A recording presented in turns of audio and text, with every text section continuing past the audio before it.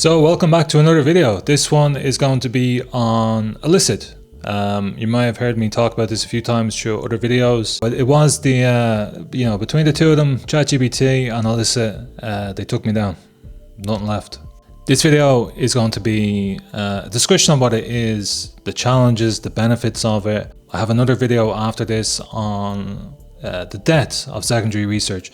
Do these tools spell the end of secondary research? Do researchers have to change? Do universities have to change? Where is it all going? In that video, the death of secondary research, I'm going to demo Elicit. I'm going to demo me chatting with the papers, creating an evidence table, and creating lists of concepts. Anyone that's familiar with thematic analysis, it's just going to be just as boring, so don't worry. So yeah, but for this one here, what is Elicit? I'm just going to go over the basics of it. I have a tendency to get too excited in these videos. A lot of stuff gets lost in translation. I have a tendency to just go, off the wall. But this video here will micromanage my mentality, mentalness. I just give you a broad overview on what the tool is, how you can use it, why you should use it, and why it's scaring academia. So yeah, look, I hope you enjoy the video.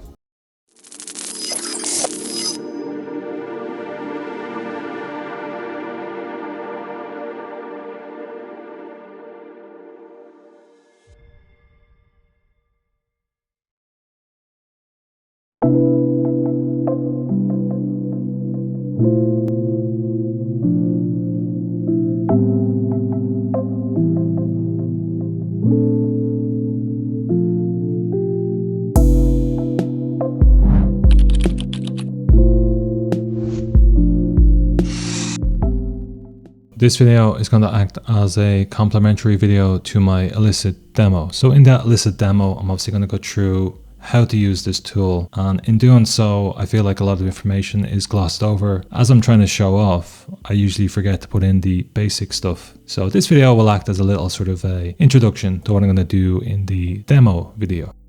Now, in the world of research and data analysis, finding relevant and high quality information, it can be a daunting task, and traditional search engines often return a flood of results, many of which are irrelevant or unreliable. Now, this challenge has led to the rise of AI-powered tools designed to streamline research and information retrieval. And one such tool is, of course, Elicit, traditionally known as a AI research assistant that helps users efficiently find, summarize, and analyze, most importantly, academic papers and other sources of information. So it's not just another search engine, it's an intelligent system that understands the intent behind the research query, and by that extension, it delivers structured, relevant results. So the keyword there obviously is synthesizing results. It makes it particularly attractive for not only academics but also professionals or anyone engaged in any type of research. The core function of Elicit is semantic search, which means it understands the meaning behind the queries rather than just matching keywords. And that obviously makes it much more powerful than traditional or lacking sources. There's a better organization to the results. It produces an evidence table, so that's always great. And you can tailor it to your heart's content. And this, of course, leads to improved literature reviews. Now, the most important thing, in my opinion, is that it's accessible to everyone. There is a pay structure to it, but I would say €12 a month is not too bad. Now, you might have to give the old Netflix or Disney Plus a knock on the head for a bit, but it's worth it, You don't get the same excitement, obviously, but you're spending less time doing the drudgery of secondary research with it, I suppose. Now, as we can see here, Elicit is used in a variety of fields: scientific research, healthcare and medicine, education and learning, business and market research, and psychology and social sciences. Now, it all sounds like the perfect storm. Already we can see the possibilities for thesis writing and assignment writing. Elicit uses large language models, LLMs. You probably heard of that term. And it uses those to process and analyze academic literature. And the tool is designed to assist researchers at different stages of their workflow. So anything from initial exploration to much further on when you're doing a deeper analysis. If you're doing a thesis, that's usually in your discussion or analysis chapter. Now, I will go through how the thing is actually used in the demo, but just as a quick introduction here, a step-by-step means of how it works. You ask it a research question and you pop in a load of different words. These can act as your keywords. It will then retrieve the relevant papers for you. It's often pulling them from open access sources like Semantic Scholar, which has a huge database of papers. And from there you can extract key information, the title, the authors, publication year. You get a brief summary of the findings. You get the details of the methodology, the framework, the objectives, sample sizes, limitations of the study, future research, obviously the evidence table that's here that allows you to compare studies side by side. And you can further refine to your heart's content. You can set it to specific years, specific types of study, the quality of the study as well. You can search by those means. You can use increased accuracy for certain columns. So yeah, there's a lot of stuff you can do here really quickly and really efficiently. Other features of Elicit is its ability to chat with 8 or more papers. So you can interrogate the papers, you can ask for the differences and similarities between the papers. You can focus only on the similarities in one instance in relation to one particular specific topic. Or you can say, well, look, list all the benefits mentioned in those 8 papers, or list anytime it says future research. So again, we're basically cutting out the reading of the papers.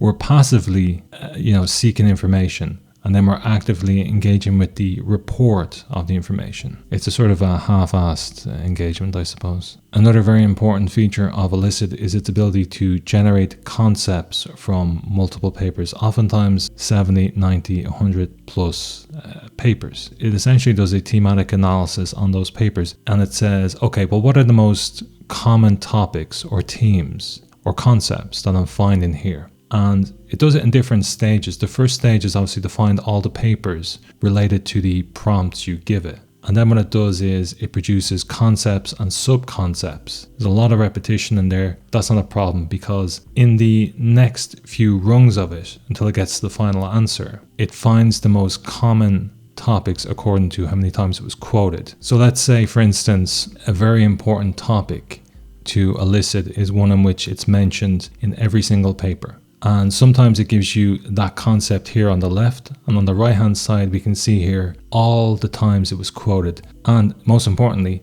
the link to the quote in the actual paper so that we can fact check it. And that's obviously very important for people who are compiling their own literature reviews, because how you structure a literature review is usually around the most common topics, and eventually those common topics will lead to the gap, so to speak, which you intend to fill with your primary research. So this could be potentially a very lucrative way of testing if your research actually will go the distance. And if it will go the distance, it provides a very important structuring mechanism for the most relevant topics within that research question. And even though it has limited access to data in terms of the overall content, there is a lot of interdisciplinary connections there anyway, and there's a lot of intertextuality at play in how it's analyzing those studies and comparing and contrasting them. So research on using AI tools like Elicit for literature reviews in academic settings, it does reveal a bit of a mixed student experience, but I do think that comes from students' lack of ability to use it properly and expecting it to just give it the answers without any effort. And then when you get to the academic staff, their criticisms are usually around the lack of quality assurance. Now, secondary studies like systematic literature reviews, they're valuable for graduate students in providing research overviews and in supporting project decisions. And I suppose everyone, including myself, would note that it's very challenging, very time-consuming process to do a systematic literature review. While some students have found Elicit helpful for identifying key literature quickly, concerns were raised, unfortunately, about potential over-reliance and the impact on critical research skills. And as we noted throughout the video, although these tools can increase efficiency in analyzing scientific papers and facilitate collaborative research efforts, the human expertise, the human touch, that's crucial for ensuring accuracy and credibility. So despite all the challenges, AI tools like Elicit, they do demonstrate still a promise in semi-automating systematic literature reviews and in supporting researchers. However, before we start handing the proverbial keys of the car we call Earth over to our new robotic overlords, I must temper expectations a little bit. There are some problems, okay? Not all papers are available, and because it primarily retrieves open access papers, it doesn't have access to the paywall content. Now, that raises issues about monetization of research. Disney Plus and Netflix models, not everything is on those platforms because of well, the companies that reserve the rights to those movies and TV shows, they have their own streaming platforms. I do think down the line, you will have every individual journal have their own version of Elicit. So rather than working together as they should do in a multidisciplinary approach, they're just going to do this crappy, monetized, siloed approach. And we'll probably end up going backwards as a result of it. That's another video.